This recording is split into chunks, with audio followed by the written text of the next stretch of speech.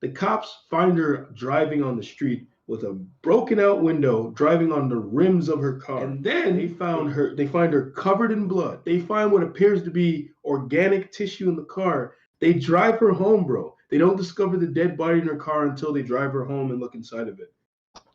Do you guys think you'd ever get some treatment like that? Oh, bro. What?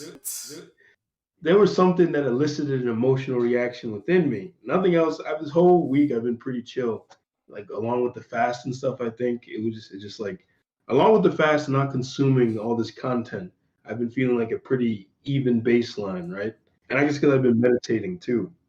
Um, but then something that Ray had sent me, he showed me, and I did some research on it. And as I was reading about it, it uh, it made a deep emotional response within me. It got me, like I described in the. Are you just say something? Oh, No, he just said something. I think it would have fixed. But anyways, um, I felt first deep sadness when I was reading the thing, reading about it, then anger, then emptiness, because it's like there's nothing I can do about it. It's like that shit like that's gonna keep happening. And that's the thing that elicited this response in me is the recent Eli Hart case. I think Ray watched the video about it. But for EJ in the audience, I'll explain what happened. Basically, this woman was in a tangled custody battle with her husband over this kid. Um, and she's literally unfit. She's deemed unfit. The kid has been taken from her and lives in a home. But because of the custody battle, he can't be given to his father yet. So the father, the social workers who are there, they note that the kid works well with the father. The kid seems to love his father. The father brings age appropriate toys and all kinds of stuff.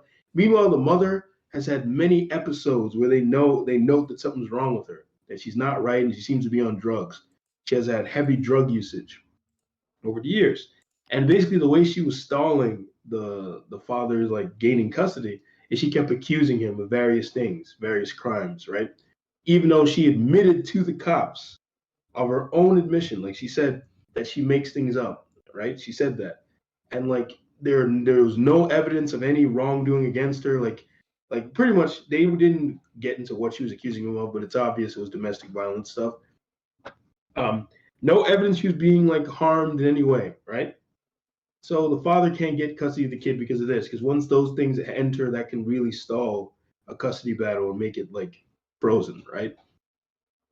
So what ends up happening is the father gets custody eventually, but she's able to get custody back by the full custody, by the way. I think she goes in this like program. She stops taking drugs for a little bit, and she manages to get the kids back. And just 2 weeks later, the kid is found in her trunk, shot to death. And that made me very unhappy when I was reading about that. And it's just like the things surrounding a case like this, like custody and all this kind of stuff, and the fact that men are treated like second class citizens when it comes to like family court battles and that kind of stuff. Because this guy, by all accounts, was a good father, was seeming to be a fit parent, and he couldn't get the kid. And then they give it to the mother, and what does she do? Like a judge just awarded her custody. And it's hilarious to me because the social workers are like, oh, she seems to be completely fit and stable to handle the kid. Meanwhile, she's had repeated episodes where people have seen like she's clearly unstable. But they let her keep the kid, and she she hurt the kid for some reason. Oh, and then the craziest part of the story, this is insane. The cops, right? Imagine yourself in a situation and imagine if you would get the same treatment. The cops find her driving on the street with a broken out window, driving on the rims of her car. Okay. the rims of her car, bro? Yes. And then they open it, right? They get her, they stop her. They find her covered in blood. She tells them, "Oh, I removed the tampon." She has blood on her hands and her clothes. They find what appears to be organic tissue in the car. She tells them she went to a butcher and the butcher prepared meat for her. They drive her home, bro. They don't discover the dead body in her car until they drive her home and look inside of it. Do you guys think you'd ever get some treatment like that? Overall, What? yep, yep, What? yep. What do you think is happening to you, Ray? If you get pulled over in your car in that condition and you have blood all over you, what do you think is happening? Brother, I get pulled over for not doing anything. What do you mean? Yeah, I've because I literally been pulled over for not doing anything. I'm literally driving on the highway. I'm chilling. I like look at the cop. He points at me and says, I was like, what did I do? Yo, what the bro, I can see him point and like just like pull. I was like, what the fuck? What the fuck? meanwhile, homegirl is covered in blood, has obvious organic tissue in her car, and they just drove her home, bro. They didn't discover she had a dead body in there until they got her ass home. At least they discovered it, bro. At least they discovered. Oh my god. Yeah, because imagine if they decided not to check her car. Imagine if they were just like, okay, well, you have a good night now. She would have got away with it. Or I mean, no, she was gonna get discovered because she was an ongoing court battle. She was gonna get found. It was just a matter of when. Jesus. It's crazy, man. It's insane because it's like you have the guy is the perfect dad. He could have just had the custody of the kid. All they had, and then the judges are refusing to comment on the case or anything. Of course, because they know they dropped the ball. They don't want to admit that they dropped the ball. And that's the thing. People talk about like women who accuse guys of like molestation or like SA and that kind of stuff. They say that those women should be held accountable. I think these fucking judges should be held accountable sometimes for when cases go this awry. Because this is nuts. That man's kid is gone. Gone now. All because that judge wanted to do something that made no sense. Like, that's crazy, bro. I don't know, what are you guys' thoughts on this matter? I don't want to I sound mean, record. nah, same. Similar to you. When I discovered the case, I was like, "There's no way." Like, cause like I just read the title, I was like, "There's no way. There's no way this kid is gone, right?" And then like I literally like listened to the description of the case. I'm like, "Yo, how?" Like there are so many points in my mind where all it would take is one person to be like, "Nah, I can't give this kid over," right? And we can talk about the law we want, but we all know that if one person at any point was just like, nah, no, I refuse. Because the judges literally could have done that. They could have literally just vetoed whatever rules that were in place and be like, nah, I'll award custody to the dad. Because for all intents and purposes, I don't even know how this was a battle. Like the mom was on drugs, she was just Yeah. deemed unfit. How is this a fight? How is it a fight, bro? What Like about the you, amount AJ? Oh, sorry. Keep now, going. just like the amount of hoops that the guy had to jump through to get his kid back, and what she went through a program for 5 minutes and was like, give her another chance. Like, yo, that's crazy to me. Insane. Yeah. What about you, EJ? Any thoughts on the matter?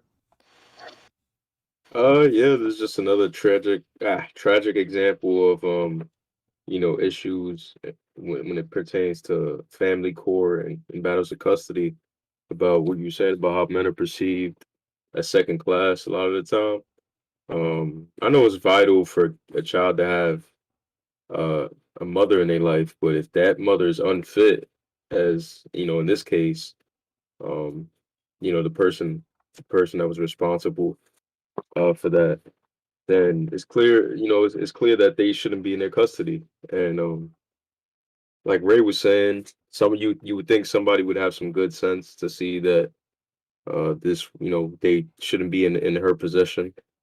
Um, and I think the rules overall need some revamping when it comes to that, because uh, there's always issues with that with custody, like people trying to get their kids back, or even fathers having to pay child support, even though they're present in their kids' lives.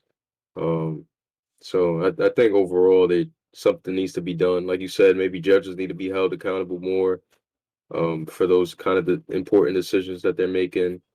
Maybe even like when it comes to the social workers or the organizations that the social workers work for. the accountability has to be there because uh, tragic situations like this are going to keep going on. Yeah, yeah. It's crazy because it's like I remember a guy that I work with was telling me about something that happened to him, and his baby mother, she has custody of the kid, I guess, and he gets like he's able to take the kid. I guess it's split custody because he's able to take the kid, right? Um, because I don't think because if he's able to take the kid, then it's not that she has full custody, right? Because that would be full custody would allow him visitation, right? And then he'd be able to visit the kid but not take him, right? I'm not really I sure how it don't know. works. Yeah, I don't know all the Yeah. rules myself. Right. Anyways, he had some sort of custody, and he was able to take the kid to stay with him, and so he takes the kid, and he'd have the kid with him, but apparently the kid decided he didn't want to stay with his dad anymore or some shit.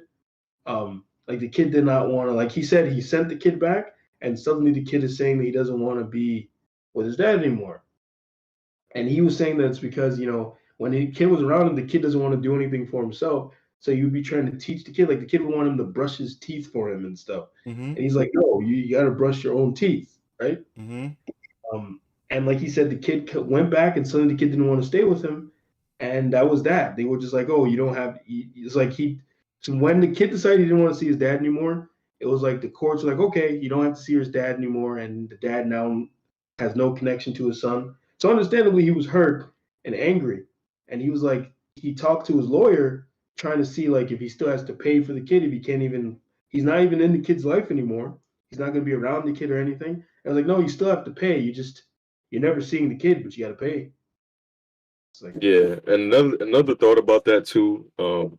You see this when it comes to like men in society. They pass it along too with within the black community. They say it a lot about fathers not being present, but you also have a system in place that make it hard for a father that is trying to be there and is trying to provide for their kid. So you have those barriers in between, along with that stigma attached. So a lot of people that have kids, even if they want to be there for their child, they get discouraged when they go through stuff like that. And even though it's your kid, nothing like that should discourage you.